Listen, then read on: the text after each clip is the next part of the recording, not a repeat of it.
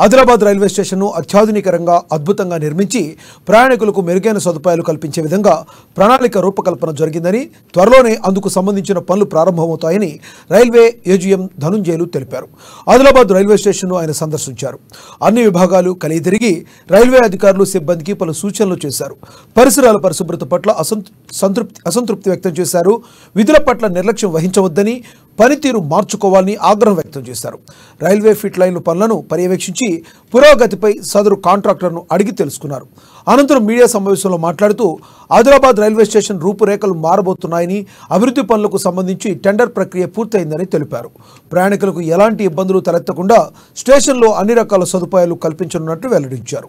ఈ సందర్భంగా రైల్వేకి సంబంధించిన భూములు కబ్జాకు గురవుతున్నాయని, వాటిని కాపాడాలని కోరుతూ కాంగ్రెస్ యువజన సంఘం ప్రధాన కార్యదర్శి సామా రూపేష్ రెడ్డి ఆధ్వర్యంలో ఆయనకు వినతి పత్రం అందజేయగా ఆయన సానుకూలంగా స్పందించారు.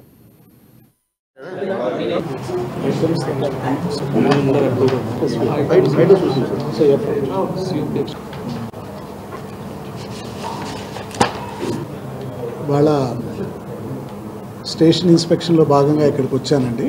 ఇందులో మా టెక్నికల్ ఇన్స్పెక్షన్స్ కొన్ని, తర్వాత ప్యాసింజర్ సదుపాయాల గురించి ఇన్స్పెక్షన్ చేశాము.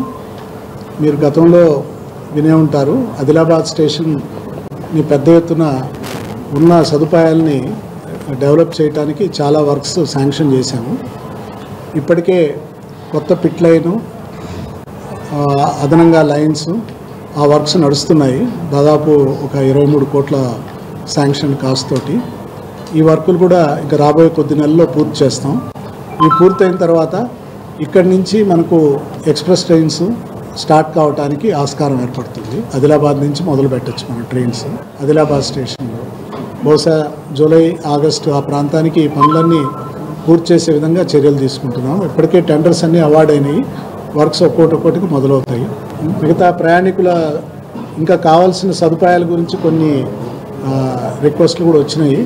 అవి కూడా వీలైనంతగా వాటిని కన్సిడర్ చేస్తాం. ఇక్కడ ప్రయాణికులకు సదుపాయాలే కాదు, రైల్వే పరంగా కూడా ఇంకా మా యాక్టివిటీస్ని ఆదిలాబాద్ కేంద్రంగా పెంచడానికి తప్పకుండా ప్రయత్నాలు చేస్తాం.